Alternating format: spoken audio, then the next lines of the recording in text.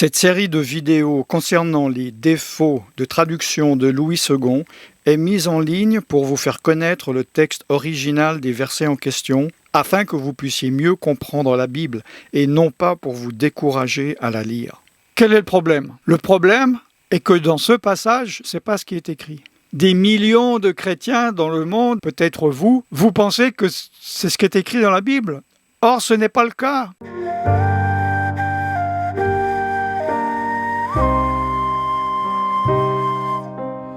Bonjour, shalom, je suis serviteur de Dieu, Alan Rich.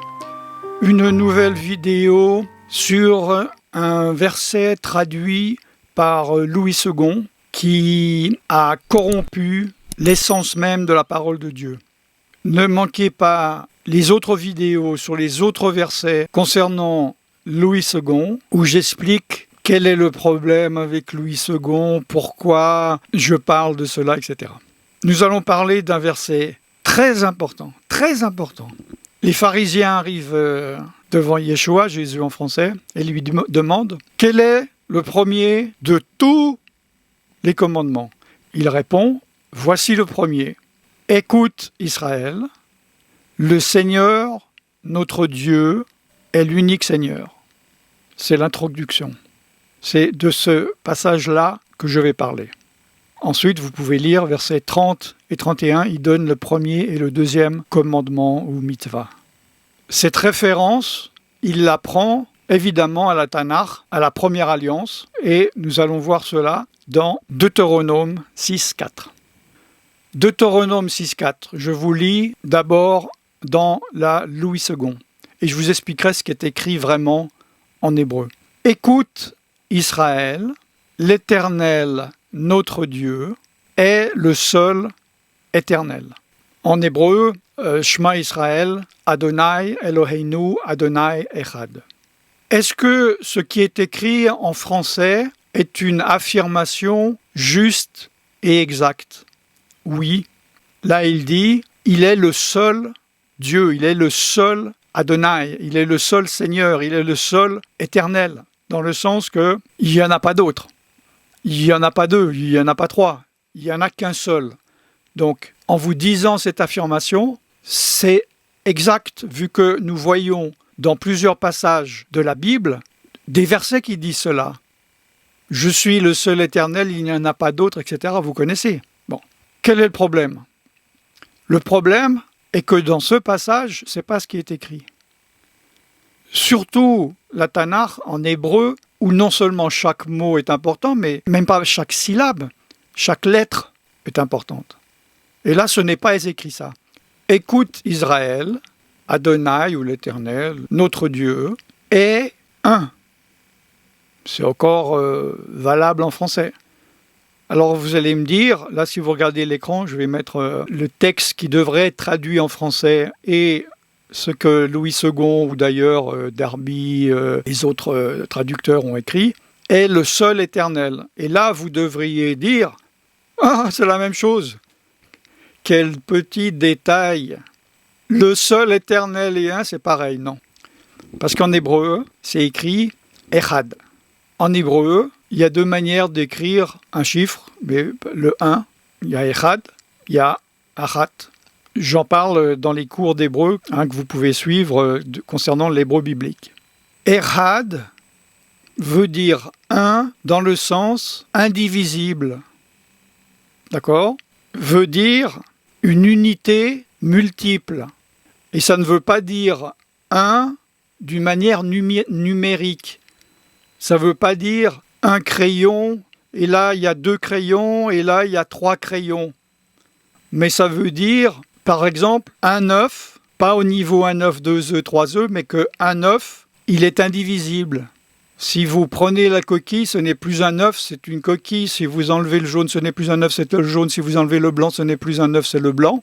Un œuf est uni. C'est utilisé, par exemple, pour une unité multiple, comme par exemple une grappe de raisin. C'est-à-dire, c'est une grappe, mais il y a plusieurs raisins. Et c'est indivisible. Parce que si, par exemple, je prends un raisin, ce n'est plus une grappe de raisin, c'est un raisin. Donc dans le sens que Dieu est un, de manière indivisible. Contrairement aux autres versets dans la Bible où il dit bien « Il n'y a qu'un Dieu, je suis le seul, il n'y en a pas d'autre ». C'est deux choses différentes. Si c'est confus, demandez à Dieu qu'il vous éclaircisse. Demandez à Dieu parce que c'est très, très, très, très important. Oui, l'Éternel est le seul Dieu, mais là, il est dit « Dieu est un » dans le sens qu'il est indivisible. Pourquoi c'est important ? Parce que ça permet de comprendre la triunité, si j'ose dire, de Dieu, Père, Fils et Saint-Esprit. Les Juifs, les musulmans pensent que nous sommes des idolâtres parce que nous avons plusieurs dieux. Nous avons le Dieu d'Israël et nous avons Yeshua, Jésus. Or, qu'a dit Yeshua ? Dans Jean 10, 30, il dit, je lis dans Louis II, « Moi et le Père, nous sommes un ». Vous voyez que c'est quand même du français, vu que là, ils disent « nous sommes un ». En hébreu, donc, ça peut être traduit, parce que là, c'est écrit évidemment en grec, « Va'ani ve'ha'av echad ». Moi et le Père, nous sommes un. Tout comme il est dit, écoute Israël, l'Éternel notre Dieu, l'Éternel est un, indivisible. Donc, par le Nouveau Testament et par Yeshua, nous comprenons Deutéronome 6.4, et par Deutéronome 6.4, nous comprenons Jean 10.30. Parce que la parole de Dieu s'explique par la parole de Dieu. La nouvelle alliance nous fait comprendre la première alliance. La première alliance nous fait comprendre la deuxième alliance. Pourquoi ne l'a-t-il pas écrit ? Dans certains cas, comme vous l'avez vu, vous le verrez sur mes vidéos de Louis II, il traduit d'autres choses pour que cela soit conforme avec ses propres croyances et doctrines. Là, la raison pour laquelle il n'a pas traduit ce qui est écrit, c'est que s'il écrivait ce qui est écrit, ça ne serait pas du bon français littéraire, du bon français écrit, de la bonne syntaxe. Et c'est ça le problème avec traduction de la Bible, qui est non seulement un livre en hébreu et en hébreu ancien, mais c'est la parole de Dieu inspirée. Je comprends qu'ils doivent faire des choix et qu'ils ne peuvent pas écrire des choses qui ne veulent rien dire en français. Mais à ce moment-là, ils devraient paraphraser. Ils devraient mettre en français correct et dire « mais en fait c'est écrit ça » ou écrire ce qui est écrit et dire « voilà en français comment on pourrait l'écrire ». Mais pour ne pas avoir fait ça, des millions de chrétiens dans le monde et francophones, et peut-être vous pensez que c'est ce qui est écrit dans la Bible. Or, ce n'est pas le cas. Nous vivons une époque formidable au XXIe siècle parce que vous avez Internet. Et vous pouvez aller vérifier ce que je vous dis, si c'est vrai ou pas. Si nous étions auparavant et j'étais dans une assemblée du haut de mon pupitre et que je vous parlais, que vous n'aviez pas le droit de remettre en question ce que je dis, que vous n'aviez pas la connaissance ou accès à des bibliothèques théologiques dans les universités, je pourrais vous manipuler comme vous voulez, mais là, vous pouvez aller vérifier. De grâce, vérifiez vous-même.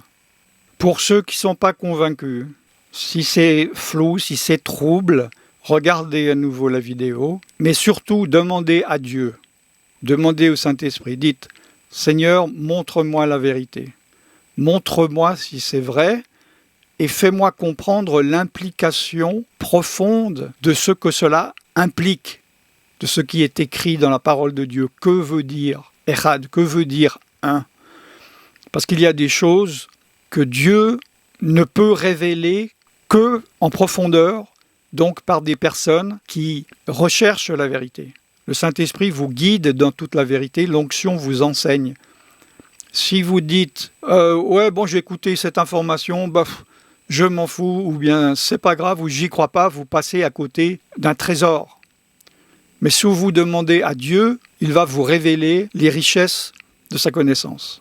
Je suis serviteur de Dieu Alan Rich et je vous bénis dans le nom tout-puissant de Yeshua Jésus. Shalom.